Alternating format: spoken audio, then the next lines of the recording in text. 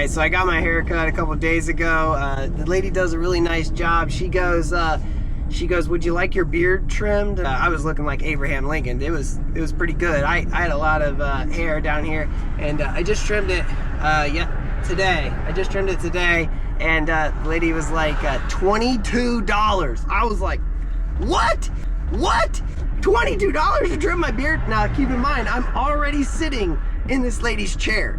I'm already sitting there. I'm sitting in traffic right now, but I was already sitting in this lady's chair, and I'm thinking to myself, $22? Like how about 10? Like I didn't even think it was negotiable, so I said no. I was like, for real, it's 22? And she goes, yeah, it's really 22. Wow. I am headed to a repair tonight. I did trim my beard myself. I think it looks just as good, and I saved myself $22. But I'm headed to a repair tonight. Supposedly, it's a breaker. Now, every time somebody tells me it's a breaker, I'm like, yeah, it's probably not the breaker. But supposedly it's a breaker, and supposedly there's creepy crawlies. We'll see if I can get that done. And then I had a roof put on one of my units. This is a paid job. I had a roof put on one of my units a couple days ago, and I need to swing by and check it out. So that's what I'm doing tonight. Just a couple repairs. I'm using a Insta360 Go 3S is what I am currently using. I have ditched the GoPro. I'm trying this out. I've owned this thing for a while now. We'll see how it goes. But that's what I'm using to video record right now. The GoPro drives me absolutely up a wall. It overheats when it's not even hot out. Constantly losing batteries. No, I want to get a DJI, and then I want to also get the DJI mic. They intertwine or whatever, but or they sync up and you don't have to have like a receiver or something. I'm not sure, but that's that. Let's do this repair. Back on this wall, man.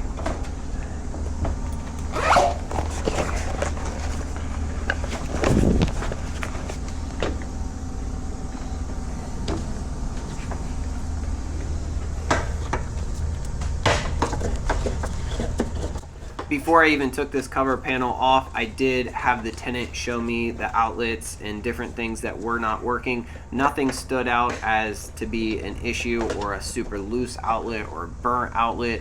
I asked the tenant and the people living in the house if there was any burnt outlets or super loose or, you know, any sort of issue outlets. They showed me one, but it still had power, so I proceeded to check the breaker.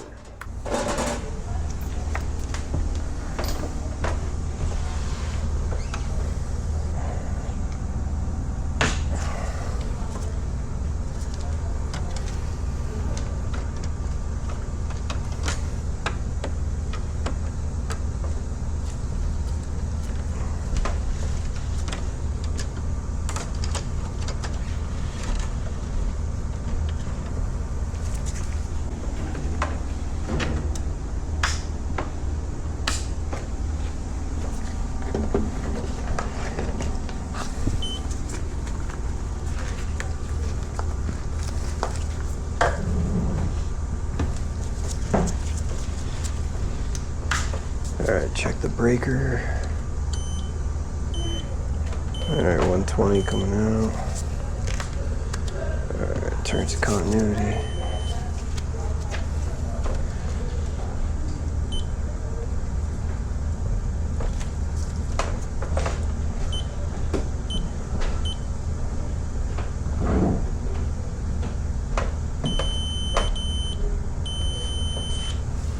Direct short to ground.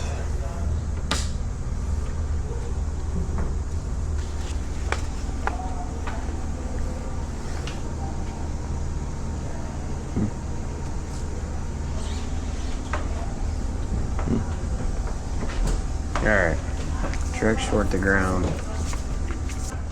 But tracing the wire to make sure that it goes directly upstairs and doesn't, you know, pick up something random in the basement. So it did. It went directly upstairs, right, and looked like a wire chase that is behind the stove. This was not the problem outlet, but I wanted to go ahead and get it changed anyway since I was already there. I'm installing a two-prong outlet. There's no ground on this. This house was built probably in the 60s, late 50s. So there's no ground on this wire. There's just a hot and a neutral. So I just go ahead and install a two-prong outlet. I do believe that you can install a GFCI and then you can label it no ground, but I just think GFCIs and outlets in bedrooms isn't really the greatest idea. First of all, if you got locked up, he would be calling my phone. Oh, yeah.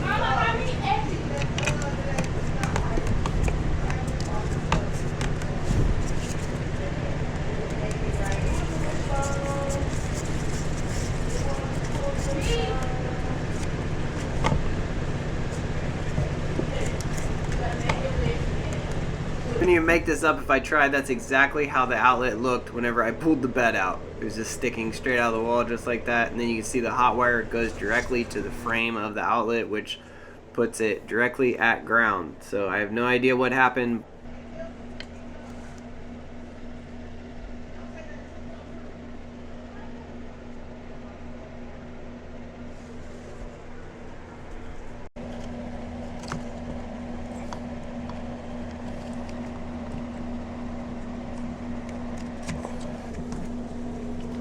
This was extremely tough to do, but I got kind of lucky and the wire pulled down a little bit, so it gave me a little bit of room to work with.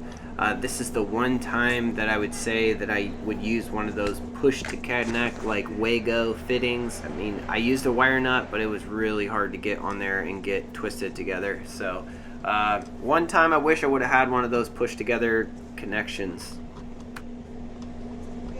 This is when speed is your friend. Sometimes these repairs are so difficult just because the conditions that you're put into. I'm down on my hands and knees around this diatomaceous earth, roaches, roaches on the walls, smashed roaches. I'm not sure if they were bed bugs, but there were definitely black spots. I couldn't tell if they were roach poop or bed bugs. No, we gonna see that thing. I reattached the wire, turned on the breaker, everything was good. I did notice in this breaker box that there were two different types of breakers. Absolutely drives me nuts, but it is what it is. Then I went back upstairs and put all the outlets back together, took pictures of them all, that they were all, you know, working and good to go. Always like to document. I add it to my invoice and send it over for payment.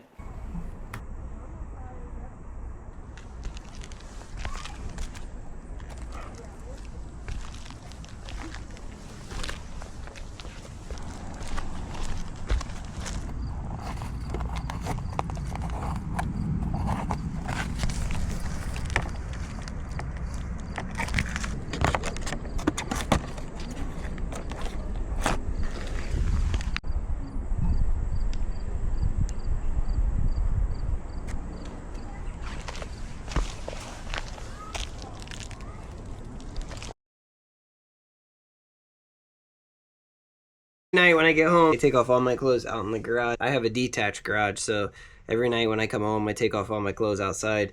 That outlet, I did get it fixed. Hindsight 2020, I know from experience that whenever you have a breaker popping or anything like that, always check the outlets behind the beds. It's normally the outlet behind the bed. That one I didn't. I took quite a few outlets apart and then finally found one that was behind the bed in probably the nastiest looking room in there. So for all you people out there that are landlords and you have a breaker tripping or you have half of the circuit dead, always check the outlets behind the bed. It's normally there, at least in my low income experience. That's what I have found. So that's that. I did get that fixed. What I did was I basically divided up the circuit. So I kind of thought, I just kind of went in the middle of the circuit and I disconnected the hot wire to see if, because I was reading continuity between the hot wire and the neutral. So I went and I disconnected it about halfway is what I thought. So and then I hooked it back up to the breaker, and then basically all of that stayed on. So I knew it was farther on down the line. Turns out it was probably almost at the end of the run, but I did get it fixed. It's all good. The tenant's happy. There was diatomaceous earth everywhere. I felt very weird after I left there. Like, I felt it was everywhere. They poured like a trench around all around all the baseboards. You don't need that much of that diatomaceous earth if you are trying to kill roaches or bed bugs or whatever. You don't need a ton like that poured out everywhere.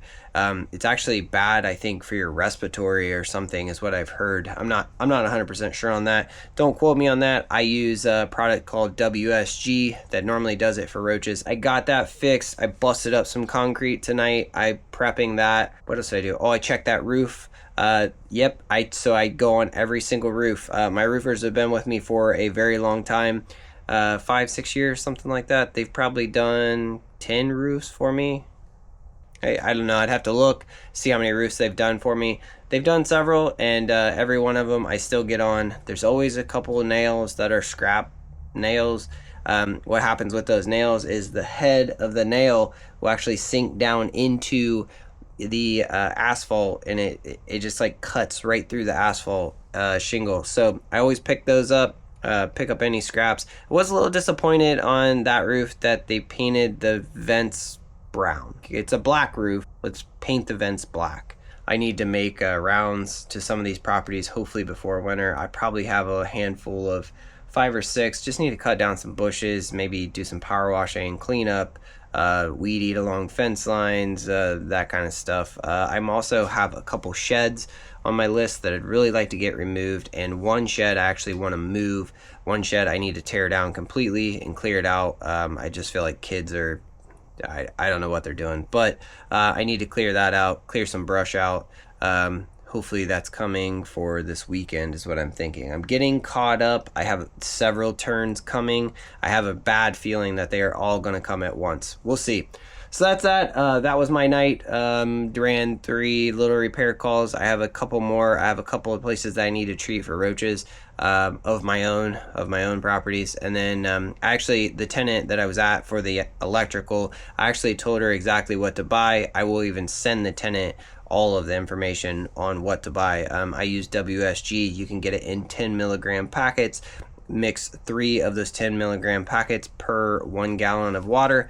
And that's that. It should take care of your problem. Spray all your baseboards, spray around your door frame, spray any crack, any crevice, like linen closets or whatever with all the shelves, all the notorious if that's in the bathroom, that will be loaded. So do that, you'll be covered, and should get rid of your roach problem and probably see a lot less bugs. Downstairs in the basement, if you have cinder block, I spray all of the floor joists all the way around, and then I spray all along the bottom, spray around the furnace, water heater, all of that. They love electronics. But yeah, felt sorry for that lady because she actually seemed like she actually was trying to get it treated, but that's that. So all right, that was my night.